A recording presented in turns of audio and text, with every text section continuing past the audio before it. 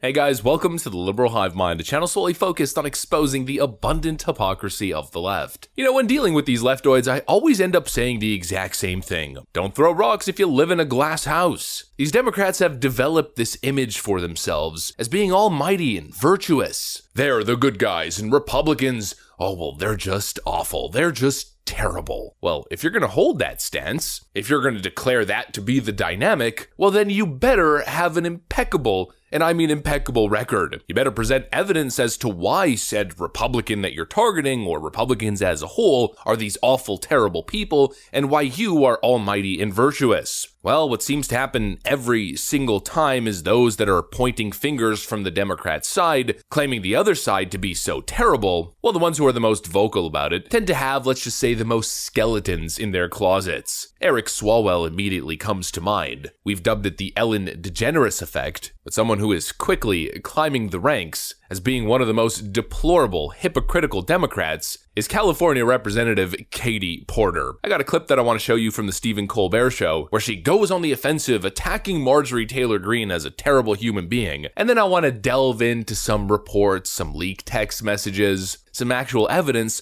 suggesting that Katie Porter, in fact, is the only one who's a real awful human being. Let me show you guys exactly what I mean by that. We got some stuff to get into, so let's roll the tape. Alright folks, so just casually scrolling through my Twitter timeline the other day, I came across this clip right over here. There's this effort in politics to try to pretend that Congress is glamorous and we are powerful and it's all this, really wonderful, amazing things. And the truth is, it's like you're hot, you're late, you're sweaty, you don't know what's going on, you're flying back and forth. And I think we should be more honest with the American people about Congress is a mess. And that's because democracy is kind of supposed to be messy. That's okay.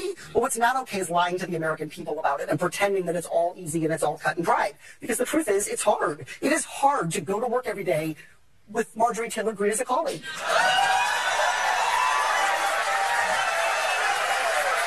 I mean, most people would just find a different cubicle, a different job. But it's hard to commute 3,000 miles to your job, right? It's hard to work in an industry that is where, before I was a politician, I was a professor, and I actually used to be respected. And honestly, instantly, I was in complete shock. Oh, my job as a representative is real hard. I have to fly to Washington sometimes. I get sweaty on the job. Yeah, you get sweaty on the job, not because the job's hard, but probably because you're severely overweight. But anyways, we'll move on from that one. Outside of the elitism and the lack of self-awareness, she claims the job is really hard because she has to work with Marjorie Taylor Greene as a colleague. How difficult it is to work with such a terrible human being, right? Well, your average Democrat, your average Colbert viewer, of course, just claps like a damn seal and laughs. Ha ha ha ha ha! Marjorie Taylor Greene mad! Ha ha ha ha! Most of them probably don't see the clear, glaring hypocrisy of this. People who actually pay attention, however, it's a different story. I know exactly who Katie Porter is. We've covered multiple stories involving this woman, and the idea that she would be attacking anybody as being a bad person is patently absurd and hypocritical. I saved this clip and I was ready to tackle it, bringing receipts from the past.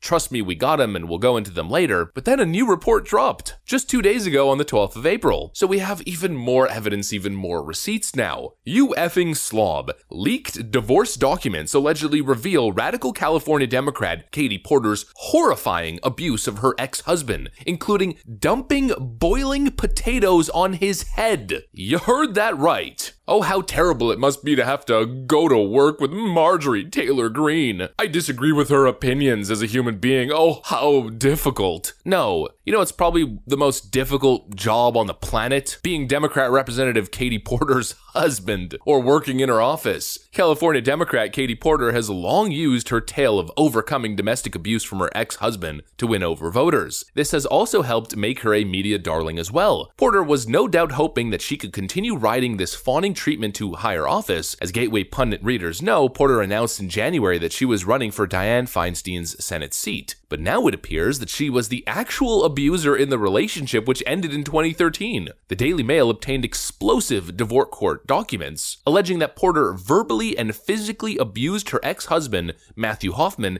in horrifying ways. One incident in 2006 involved Porter allegedly dumping a bowl of boiling potatoes right on Hoffman's head after a nasty argument. This woman literally took scorching hot water and poured it on her husband's scalp. I mean, that's not not just simple assault, that's torture. You have to be a completely deranged, unhinged lunatic to do something like that. In a 2012 incident, Porter came home from work and discovered that the house had not been cleaned. She then slammed a glass coffee pot on the counter, causing glass shards to spray everywhere and cut Hoffman. Other reported incidents included Porter calling Hoffman an effing idiot, an effing slob. Porter also reportedly refused to let Hoffman have a cell phone because he was too effing dumb to operate it. Porter also reportedly struck her husband in the face after he caught her verbally abusing their own 2.5-year-old middle son, Paul. Now, look, these are simply leaked divorce documents that are alleging something. We don't know absolutely the validity of these claims, but in my analysis, what I am going to add here is the evidence or the reports that we've covered thus far seem to suggest a pattern of behavior with Mrs. Katie Porter. It's not just this one incident. The Democrat Congresswoman has a history of vulgarity and, frankly, what some people report as abuse when it comes to her personal dealings in the world of politics. Katie Porter berates Irvine Mayer. The old saying goes, the true measure of your character is what you do when no one is watching. And when no one is watching, Katie Porter berates her colleagues. Fox News reports that Congresswoman Katie Porter berated the Irvine Mayer via text, taking aim at the mayor's reputation and making the barbs personal. After Porter's boyfriend was arrested for punching someone at Porter's town hall in 2021, Porter told the mayor, "I'm a United States Congresswoman. You can lecture me on professionalism and see what happens." Now, there's a bunch more text messages of Katie Porter berating her staff, being frankly abusive. I don't want to go through every single one because it's going to take forever, and we've done it previously in videos covering those topics. Let's just go over some of the headlines for now. Democrat Representative Katie Porter under fire for treatment of veteran fellow as former staffer decries culture of fear. California Representative Porter denies firing staffer for catching the coof after text messages surface and go viral. We covered that incident specifically extensively. The TLDR of the situation is that one individual working in Katie Porter's office at one point tested positive for the virus. There was a relatively small outbreak within her office. Katie herself ended up at some point testing positive as well. In cases like this, it's hard to tell who really was patient zero, but in Katie Porter's mind, it was that specific staffer, and she berated that staffer for coming to work and spreading the virus. She not only verbally abused that staffer, but then she fired the individual, and then Katie Porter, being the absolute hypocrite that she is, after knowingly firing her staffer and testing positive for the virus, she herself went to public fundraising events, treating her staffer like a scapegoat, acting all high and mighty, firing them, and then committing a much worse offense based on her own standards. That's the Katie Porter that we know. As described earlier in the Fox News headline, staffer decries a culture of fear. This is exactly what I mean by a pattern of behavior. Katie Porter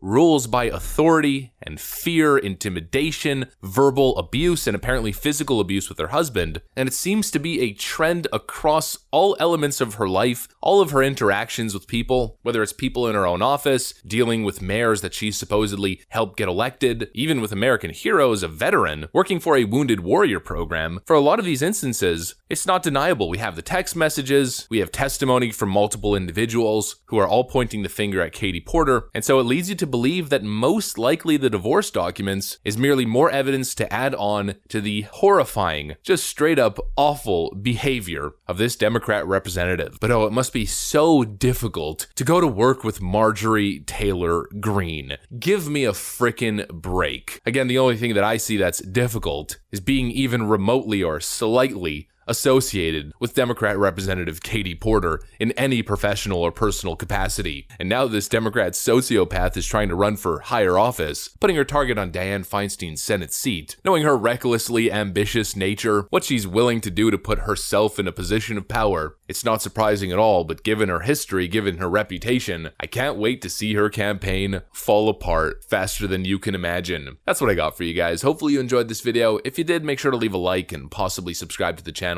Thanks for watching, folks, and I'll see you on the next one.